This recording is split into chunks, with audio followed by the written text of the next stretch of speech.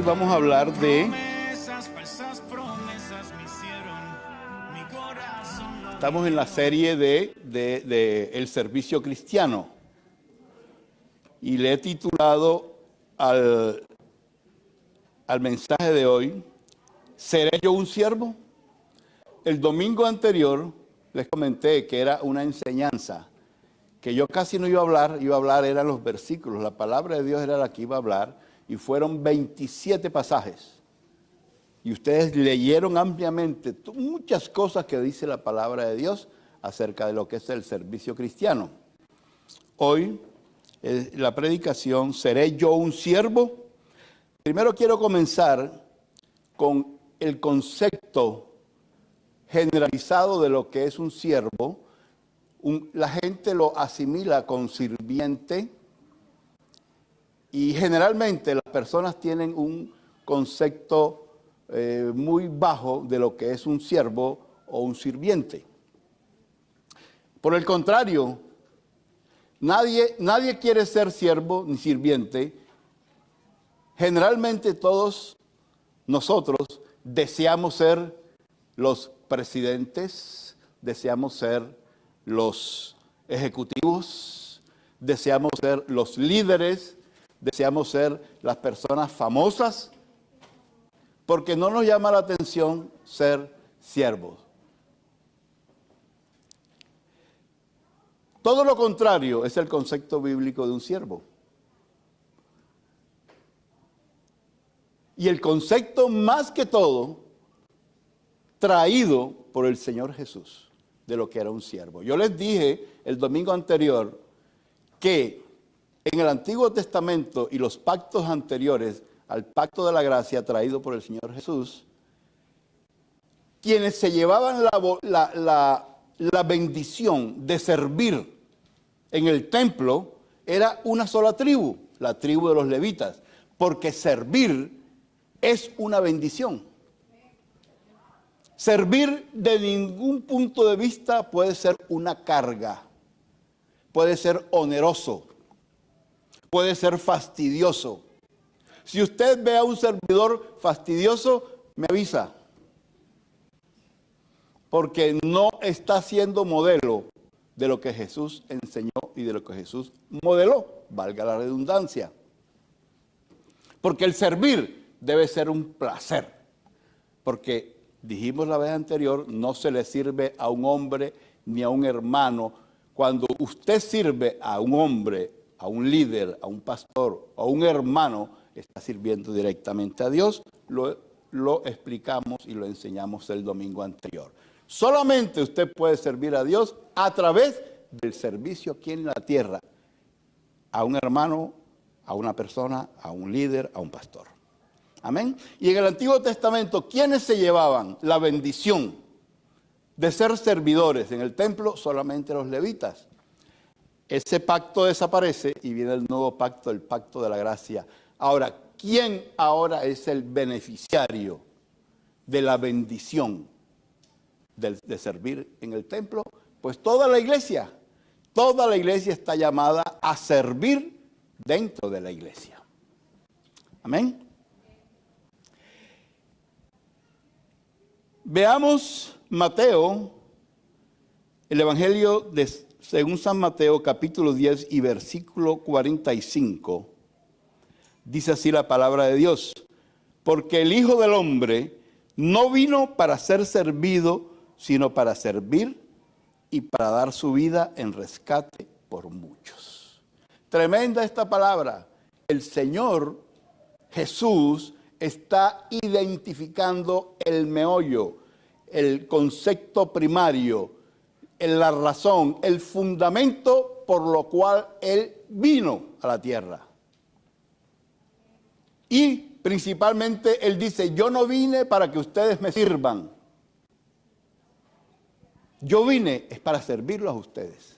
Y es más, mi servicio va mucho más allá, porque doy mi vida por ustedes. Entonces, el Señor Jesús dijo, yo vine para servir y para dar.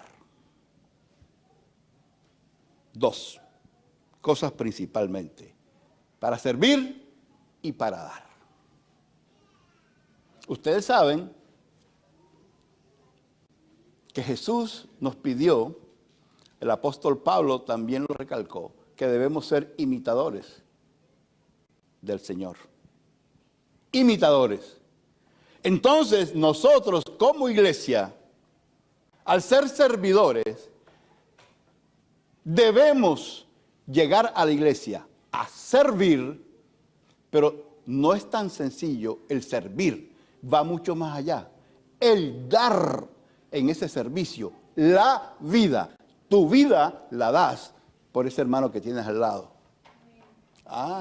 ¿Qué tan diferente es aceptar un cargo en la iglesia sencillamente con el deseo de figurar, pero no tienes el deseo en tu corazón de agradar a Dios? Porque si tienes el deseo en tu corazón de agradar a Dios, das tu vida en el servicio. No hay excusas para no servir. No hay dolor de uña, ni uñero en la cabeza, ni nada de eso. Todas las excusas que resultan los domingos y a veces para no servir. Al contrario, tú sirves con amor, das tu vida por el servicio que das, por ese hermano, por ese pastor, por ese líder. El mismo Señor Jesús dijo que era mejor dar que recibir, ¿verdad? El Señor Jesús vino a traer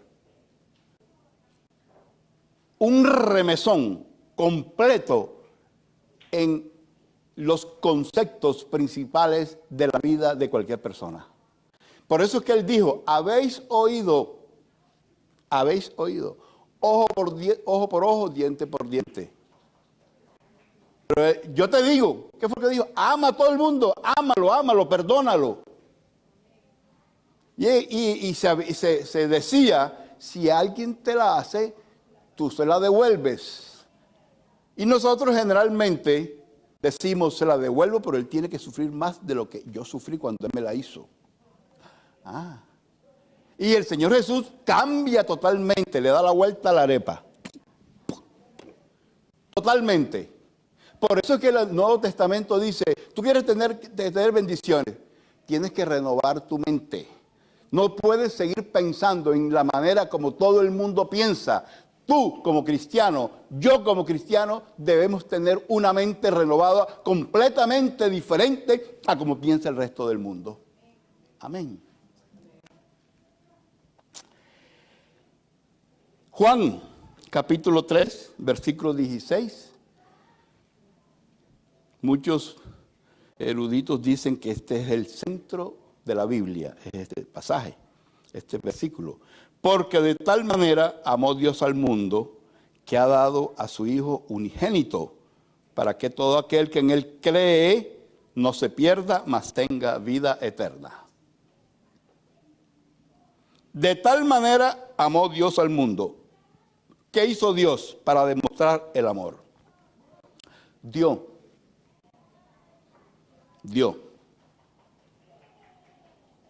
Óyeme, y Él te pide que tú que lo imites a Él. Pero la manera de demostrar el amor es dando. Y Dios Padre dio lo que Él más amaba, a su Hijo. Lo entregó. Lo sacó de allá del cielo, donde siempre habían estado, para venir a hacer una función importantísima aquí en la tierra. Dio. O sea, que la manera de amar de Dios es dando. Y estamos llamados a imitar a Dios, amando y dando.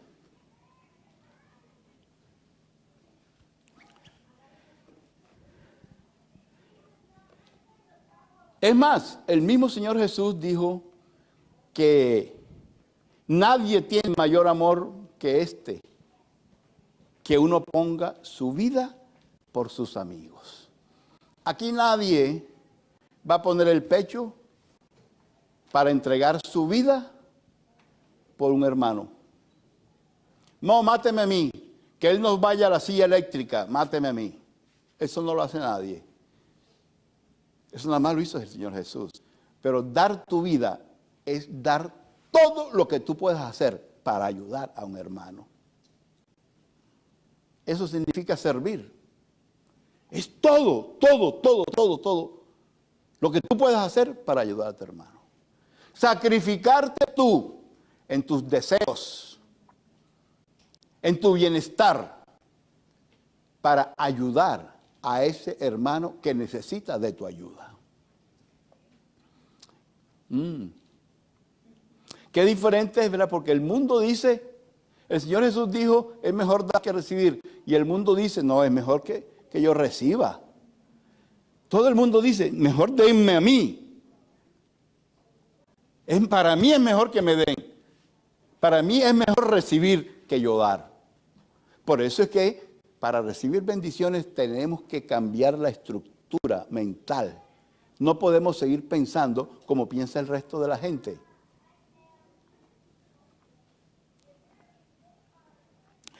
Y vamos a ver ahora un pasaje que muchos utilizamos frecuentemente en nuestra vida diaria. Romanos 8, 28 y 29. Y sabemos que a los que aman a Dios, todas las cosas les ayudan a bien. Esto es a los que conforme a su propósito son llamados. Porque a los que antes conoció, también los predestinó para que fuesen hechos conforme a la imagen de su Hijo, para que Él sea el primogénito entre muchos hermanos. Siempre que un cristiano tiene algún inconveniente, alguna mala situación, enseguida aflora este versículo a nuestra boca. No, esto va a pasar porque a los que amamos a Dios, todo obra para bien. Esto que está pasando es porque viene algo mejor. Es que nos gusta, nos agrada sobremanera recibir la palabra que nos bendice. A todos nos gusta, pero no miramos que todas las bendiciones y las promesas de Dios están condicionadas. No seguimos mirando. Aquí dice que todas las cosas les ayudan a bien a los que aman a Dios. Y explica, esto es a los que conforme a su propósito son llamados. Yo les he explicado a ustedes, toda la iglesia pasa por 3 llamados. Algunos 2, algunos 1 y algunos 3. Pero por lo general son 3 los llamados de Dios. El primero es el llamado a pertenecer a la iglesia. Cuando Dios le hace así y Dios tiene todo preparado para que llegue a una iglesia, se vincule a una iglesia, acepte al Señor Jesucristo y comience a caminar de acuerdo a los mandamientos del Señor. Ese es el primer llamado. El segundo llamado es a servir. Por lo general, toda persona que está caminando en los caminos del Señor, el Espíritu Santo comienza a inquietarlo, pero necesita servir. Eso es del Espíritu Santo. Y el tercer llamado, que es para algunos, no es para todos, es el llamado de vida, cuando la persona deja atrás todo y se dedica exclusivamente a Dios. Ese es el tercer llamado. O sea, el propósito de Dios es llamarte, ¿cierto? A que pertenezcas a la iglesia, a que sirvas o que te conviertas en una persona de tiempo completo al servicio de Dios. Y sigue explicando el Señor, porque a los que antes conoció también los predestinó. Aquí viene la explicación. Para que fuesen hechos conforme a la imagen de su Hijo. Entonces, a los que aman a Dios, todas las cosas obran para bien a los que son conforme a la imagen de su Hijo. ¿Me siguieron? Amén. O sea, no podemos seguir esbozando. No, que todo obra para bien en mi vida. Todo obra para bien en mi vida. Cuando tú saques eso de tu boca, porque lo sacamos frecuentemente. Yo lo digo sacamos porque eso pasa, nos pasa. Cuando estamos en una situación, no, todo obra bien, para bien en la vida del creyente, así que yo tengo que esperar cosas buenas. Sí. Pero la pregunta que viene es, ¿estoy yo siendo imagen de Jesús? Y el Señor, mira, ¿cuál es la principal imagen del Señor? Un servidor. Un servidor. Alguien que da la vida por sus amigos, por sus hermanos. Entonces, la próxima vez que nosotros saquemos ese pasaje de nuestra boca, que todo obra para bien a los que amamos a Dios, preguntemos inmediatamente, ¿estoy yo sirviendo?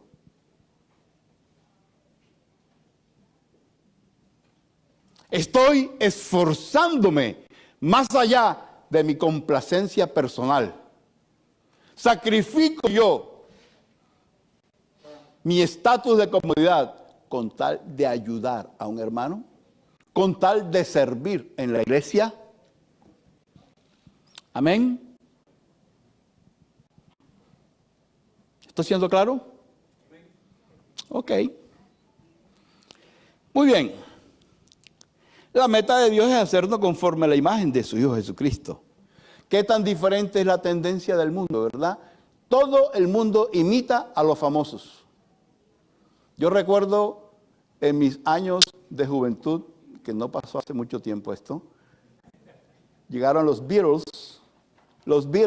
y todo el mundo comenzó a usar el pelito largo como los Beatles. De donde yo soy, que es caliente, los hombres usaban pelo recortado y los hombres comenzaron a dejarse crecer el pelo. Pero había que ser como los Beatles. Y todo el mundo quiere imitar algo. Ese es el objetivo del marketing. Es ese. Usted ve la televisión y siempre sacan la imagen de un yogur y te ponen tremenda mujer despampanante, ¿verdad? ¿Para qué? Para que las mujeres vean, yo también quiero ser así como ella. Yo quiero comer ese yogur. Ese es el marketing. Todo el mundo quiere ser como otros. Y resulta de que nosotros debemos cambiar nuestra estructura mental y dejar de imitar a los famosos del mundo, porque lo que tienen que ser es como Jesús. Amén. Sencillo, ¿verdad? Ahora, yo no te estoy diciendo con esto de que de aquí para adelante todas las mujeres a usar batas largas hasta el piso y que no se maquillan, porque no, Jesús no se maquillaba. No, las mujeres siempre son lindas y los hombres tendrán su moda, pero deja de fijarte y de ponerte como objetivo imitar gente del mundo. Después que tú hayas imitado al Señor Jesús en cuanto al servicio y en darte para el beneficio de otros, ponte la moda que sea dentro de lo normal, ¿verdad? Amén. Muy bien.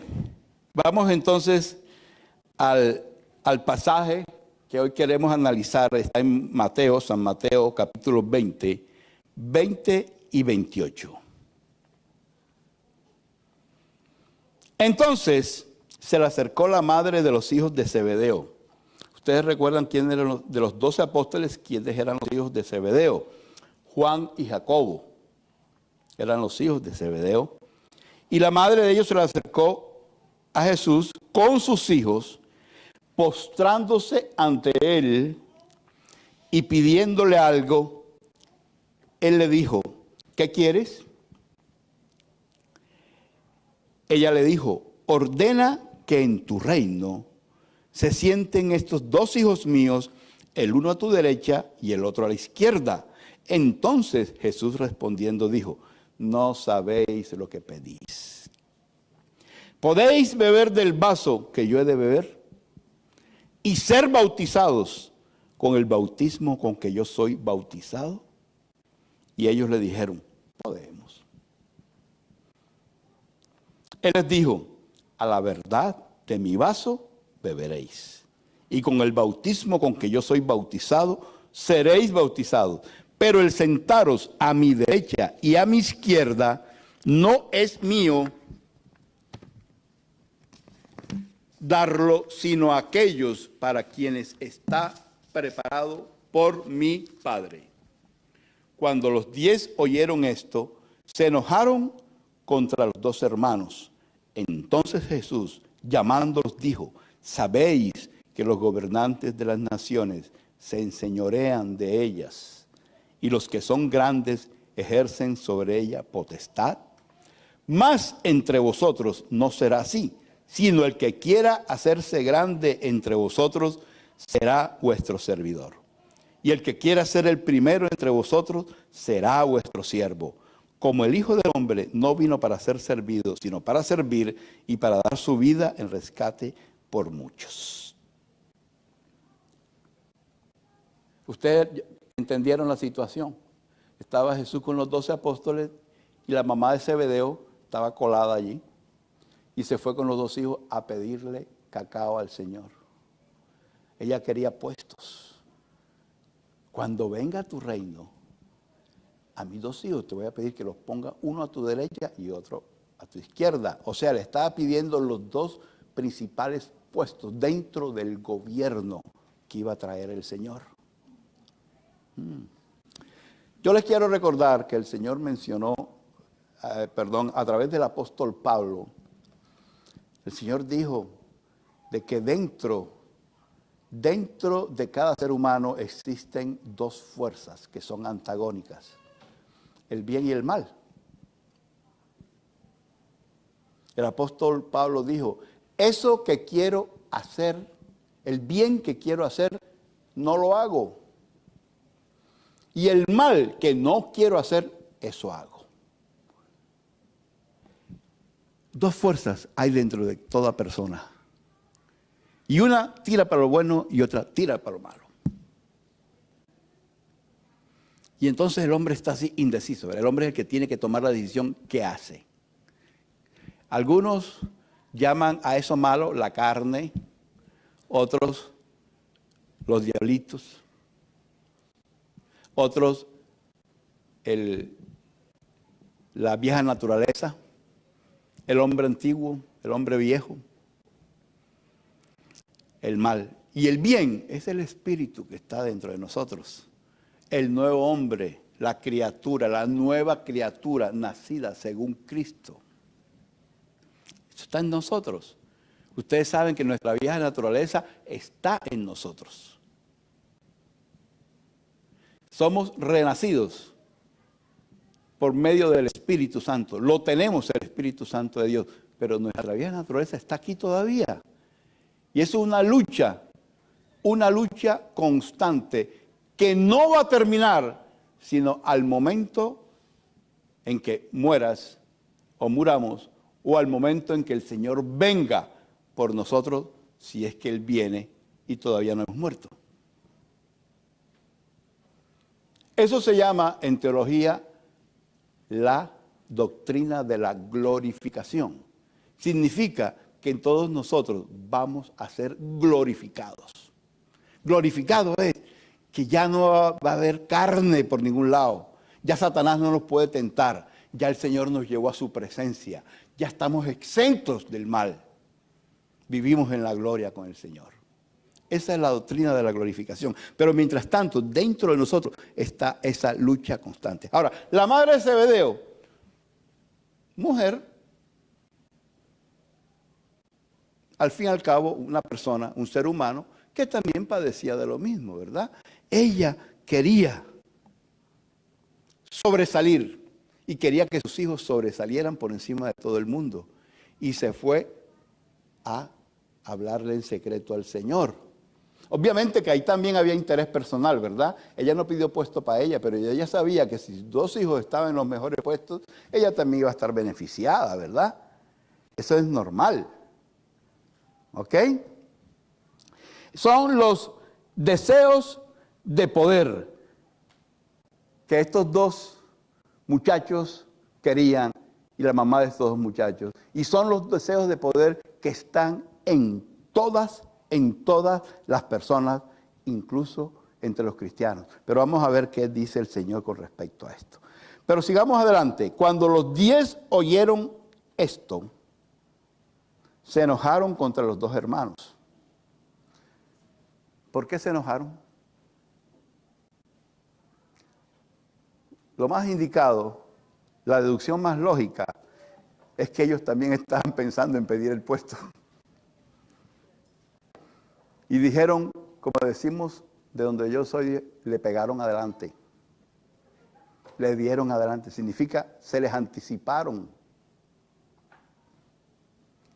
Ellos también querían ese puesto y hubo dos que se anticiparon pidiendo los puestos.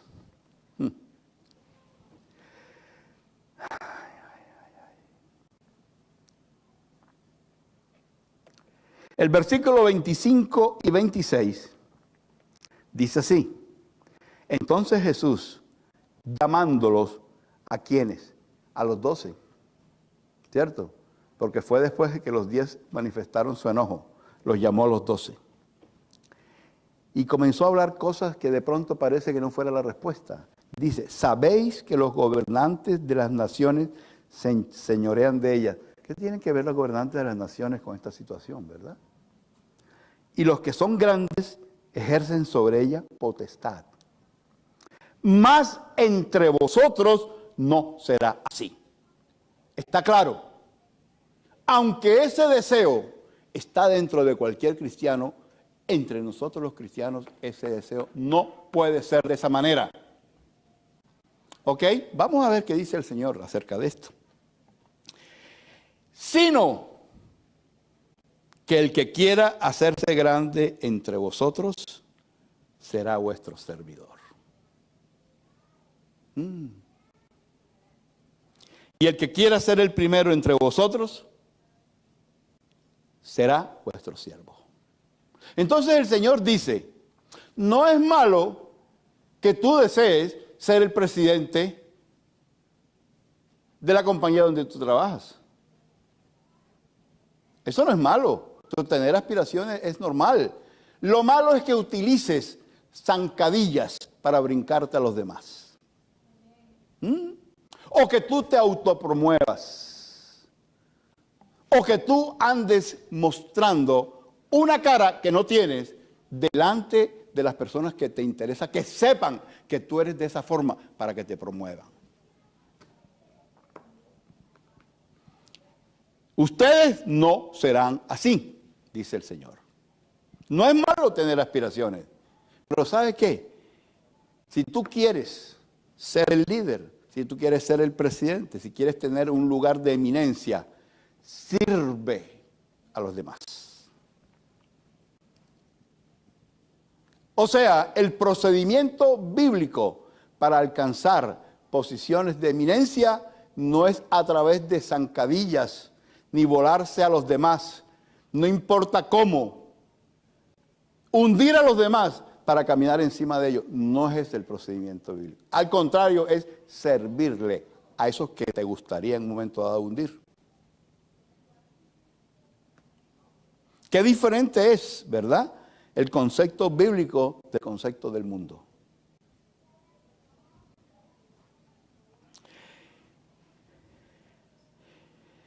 El Señor no dice que los gobernantes gobiernan, dice que se enseñorean.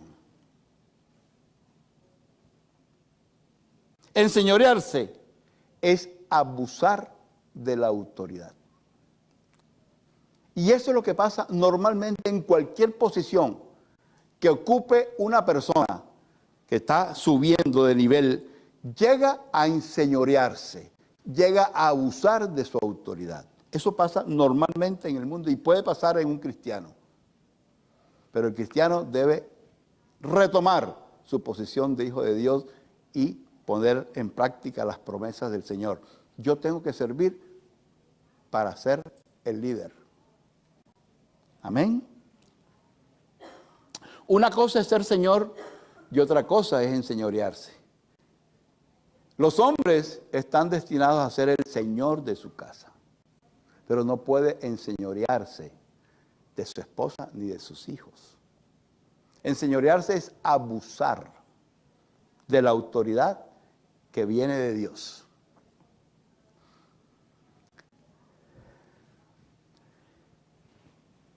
Enseñorearse es querer dominar, no importa a quién y ni la forma en que tú tienes el dominio. Lo que te interesa es dominar. Tú sabes una cosa, cuando tú sirves, el dominar a los demás, te va a venir del cielo, porque toda autoridad viene de Dios. Tú no tienes que tratar de imponer tu autoridad si Dios no te la ha dado. Y Dios te da la autoridad cuando comienzas a servir. Comienza por abajo, humíllate, sirviendo, y Él te exalta. Amén. El Señor nos está diciendo, si tú eres cristiano, cuando tengas autoridad, no puedes ser abusivo. Un esposo cristiano no puede ser abusivo. Un esposo cristiano trata a su esposa como vaso más frágil.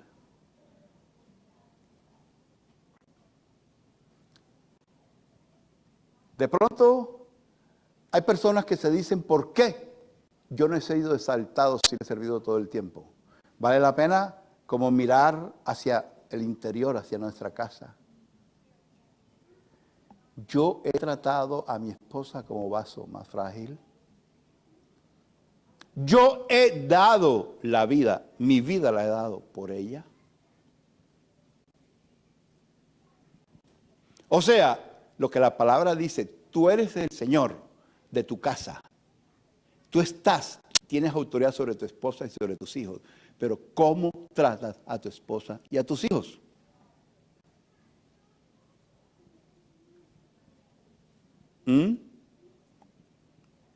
Vale la pena preguntarse si acaso el Señor no te ha exaltado todavía. Si tú has sido ese esposo amante que da la vida por su esposa y que ejerce autoridad sobre sus hijos con amor. Una esposa cristiana no puede ser abusiva. Una esposa cristiana tiene todas las herramientas de la intimidad que cualquier mujer del mundo, pero tiene que saberlas utilizar de acuerdo a los mandamientos del Señor. Recuerda, mujer cristiana, tu cuerpo le pertenece a tu esposo. No deben existir negaciones, salvo muy contadas excepciones. Eso es claro. Y no puedes abusar de la autoridad que tú tienes en ese sentido. No puedes ser abusiva. Un padre cristiano no puede ser tampoco un abusador. Porque indudablemente que a tus hijos los tienes que corregir. Porque hijo que no se corrige, más tarde es la vergüenza de los padres. Lo tienes que corregir. Le tienes que llamar la atención. Lo tienes que poner en disciplina. No significa que vas a abusar de él. No significa que lo vas a maltratar. La Biblia es muy sabia cuando habla de una varita. La varita nada más se suena así y eso es como la chilindrina en el Chavo, ¿verdad?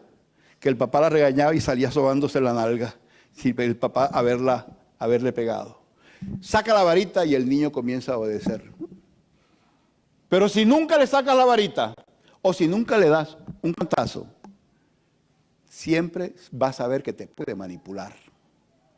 Entonces, papás, corrijan a sus hijos, pero no abusen de ellos, no los maltraten. Yo no soy partidario del maltrato infantil, jamás.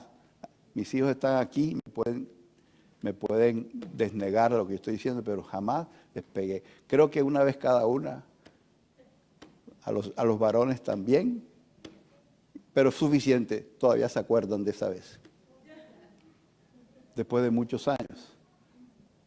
Pero hay que hacerlo, hay que corregir, porque si no, son la vergüenza de sus padres después.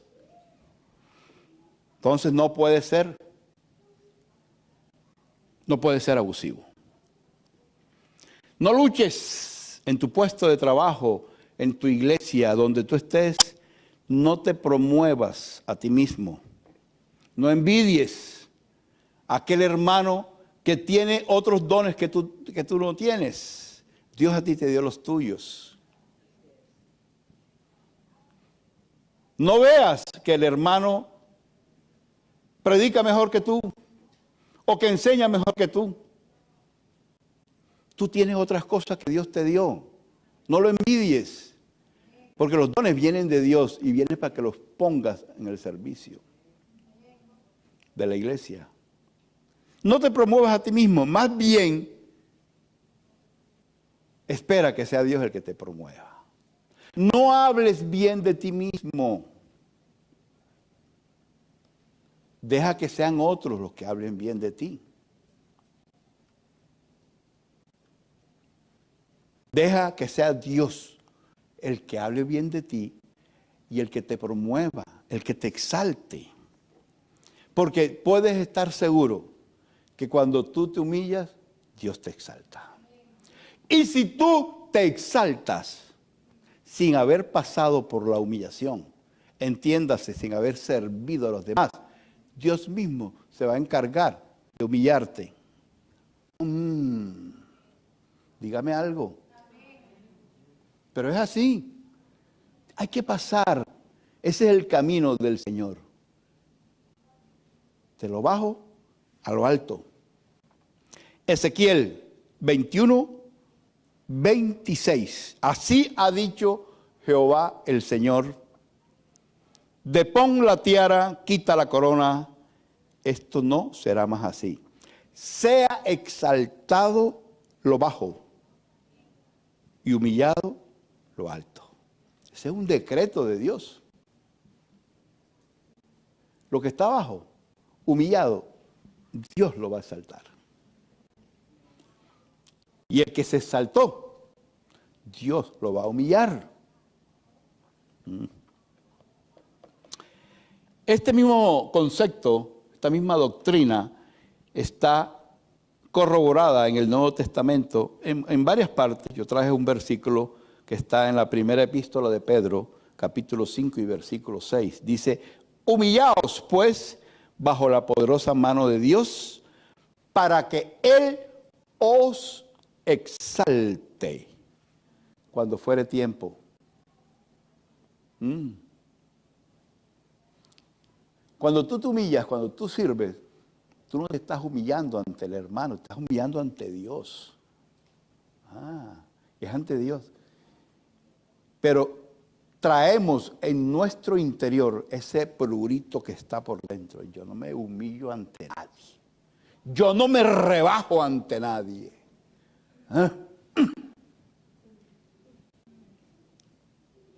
Eso está en todas las personas. Pero ¿qué dice el Señor?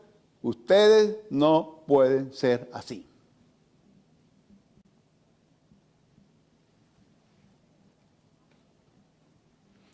Ustedes no pueden ser así.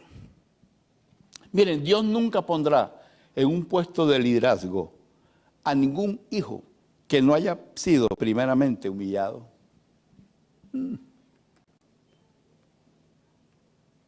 Que no haya primeramente servido en la iglesia. O sea, la manera de llegar a ocupar los mejores puestos, como el deseo de la mamá de los hijos de Zebedeo, es sirviéndole a sus hermanos. Esa es la manera, no existe otra bíblicamente. Y otra cosa, tú tienes que esperar el tiempo para que Dios te exalte. ¿Sabe que yo conocí el caso de un hombre que era un verdadero servidor? Tremendo servidor. Durante años lo vi en la iglesia sirviendo. Era el jefe de servidores. Tremendo servidor. Y ese hombre tenía todos los títulos para ser un pastor. Tenía todos los estudios. Y sufrió decepciones dentro de la iglesia. Y hoy en día, ni siquiera va a una iglesia. Ni siquiera va a una iglesia. Tenía que esperar el tiempo.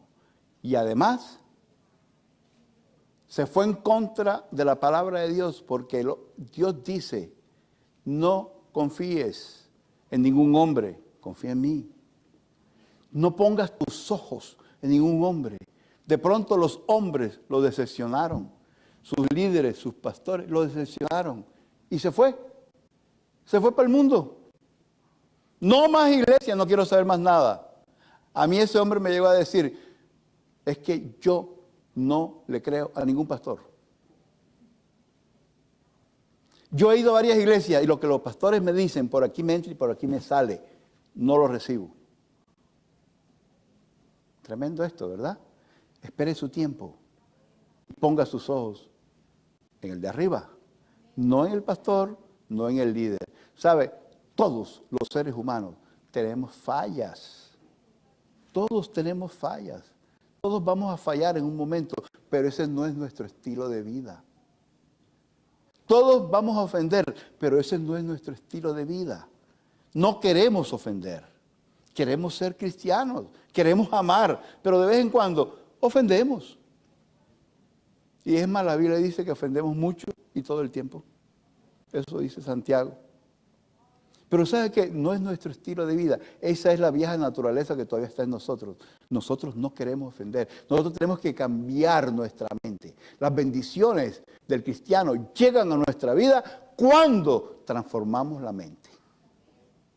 Dice, transformados por medio de la renovación de vuestro entendimiento.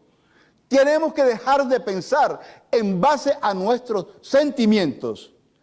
Porque nuestro entendimiento lo que entiende son nuestros sentimientos para entender a Dios. Lo que Dios nos manda, eso es lo que tenemos que hacer. No es otra cosa. Y cuando tú actúes y vivas esa vida cristiana de acuerdo a los mandamientos del Señor, cuando ames por encima de todas las cosas, cuando perdones por encima de todas las cosas, entonces vas a ver la bendición de Dios en tu vida. Vamos a darle un aplauso al Señor por esto.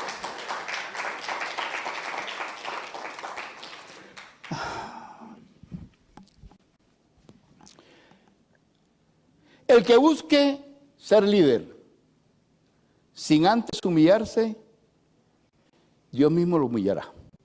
Eso puedes estar seguro. Veamos allí mismo dos condiciones para ser exaltado. Dice el versículo, creo que es el 24, dice, entonces Jesús respondiendo dijo, no sabéis lo que pedís. Cuando la mamá le pidió los mejores puestos, podéis beber del vaso que yo he de beber y ser bautizados con el bautismo con que yo voy a ser bautizado. Y ellos le dijeron, podemos. En el versículo siguiente dice que Jesús le dijo, ciertamente ustedes van a ser bautizados y van a beber mi copa. Le dijo en el versículo siguiente. Pero aquí le habló de dos condiciones. Beber la misma copa del Señor y ser bautizados en el bautismo del Señor. Y usted dirá, pero todos nos sentamos en la mesa para tomar la Santa Cena, ¿verdad? Bebimos con el Señor. Y todos fuimos bautizados porque el Señor nos dio ejemplo. Él se bautizó en agua y yo me bauticé en agua. Vamos a ver que se refiere a dos cosas diferentes. Dos condiciones para ser exaltado. Versículo 22.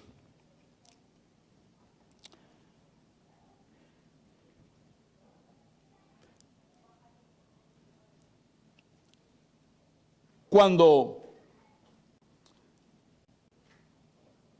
el Señor le dijo que ustedes también van a beber la copa que yo voy a beber, se refería a este pasaje que está en Lucas 22, 42. Dice, diciendo, Padre, si quieres pasa por mí esta copa, pero no se haga mi voluntad sino la tuya. Esto fue en el monte de Getsemaní. Fue un día antes de su crucifixión. Allí lo fueron a capturar.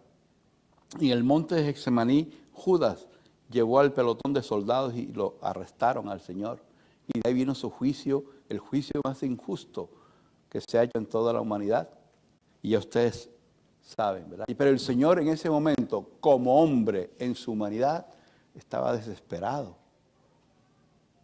Estaba desesperado. Y Él le dijo, Señor, si tú puedes, pasa de mí esta copa. ¿A qué se refería la copa? Al hacer la voluntad de Dios por encima de su propia voluntad. Pasa de mí esta copa. Señor, lo que me espera es horrible.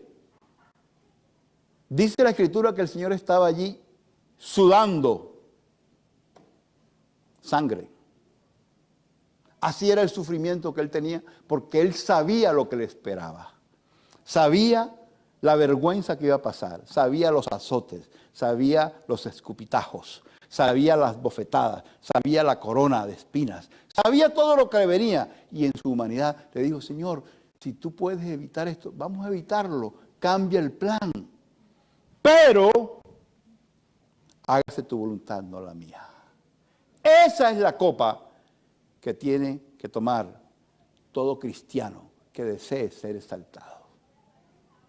Nunca podrá venir la exaltación de parte de Dios si no haces la voluntad de Dios.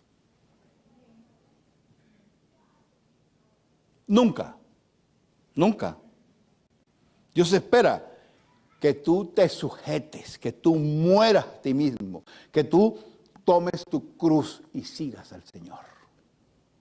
Por encima de lo que tú sientas, por encima de lo que tú desees, por encima de tu cansancio, por encima de tu falta de gozo, por encima de lo que sea, tú debes siempre hacer la voluntad de Dios.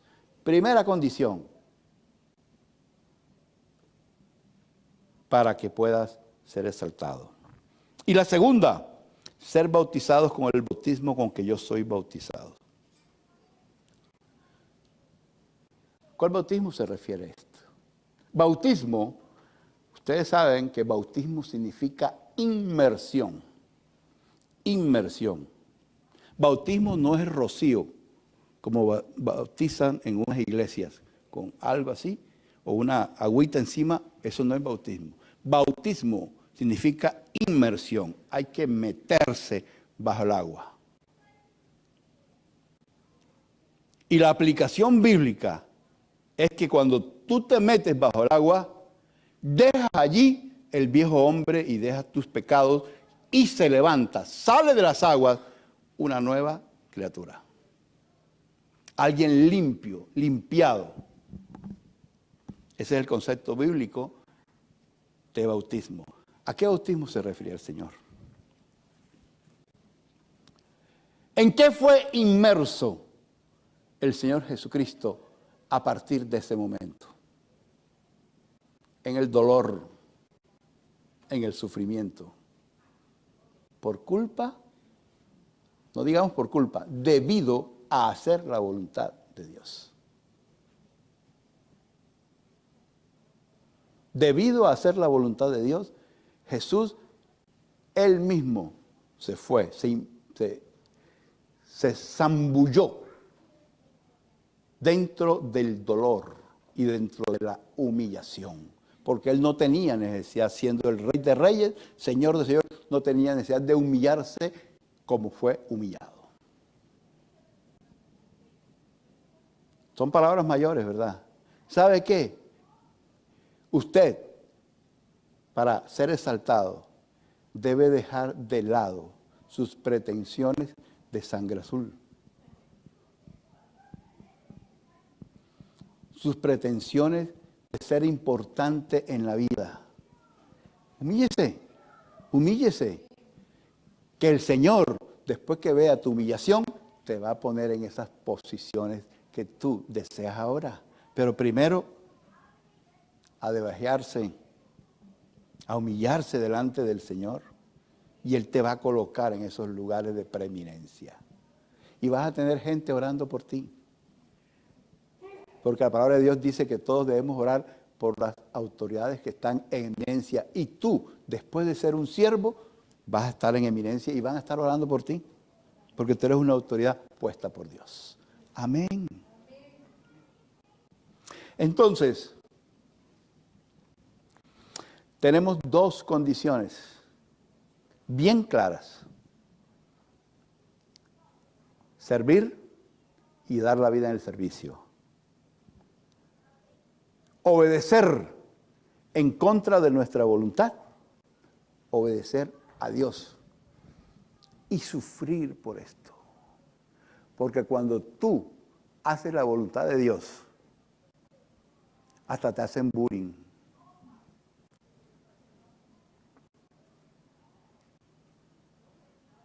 Yo recuerdo cuando yo decidí dejar mi vida mundana. Y algunas amigas mías insinuantes me dijeron, es que ahora te volviste gay. Eso me dijeron. Y yo le dije, tú sabes que yo no soy gay, pero si tú crees que por no salir a revolcarme contigo soy gay, te vas a quedar con ese concepto, pero no vuelvo a caer. Tú vas a sufrir bullying, vas a sufrir desprecio. Yo no sé si esa muchacha salió a decirle a otras amigas, mira, ve, Álvaro, ahora salió después de tiempo, se le cansó la mano y ya se le cayó.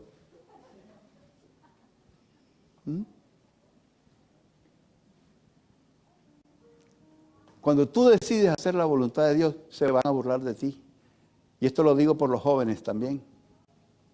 Porque los jóvenes normalmente no hacen la voluntad de Dios cuando normalmente en las escuelas, cuando llegan al high school, normalmente las niñas, según estadísticas, ya no son vírgenes. Y si llegan al baile de graduación, siendo vírgenes, ese día pierden el año. Pero si tú eres firme cristiano y dices, no, se van a burlar de ti y te van a hacer bullying.